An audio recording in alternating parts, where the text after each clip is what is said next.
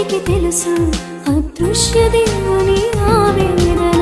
అందుకే సమాజాన్ని నిగ్గదీసి పైసా ఇచ్చిన వాడే పరమాత్ముడైతే అన్నీ ఇచ్చిన వాడు దేవుడవుతాడులే. దేవుడు మనిషికి అర్థమయ్యాడా?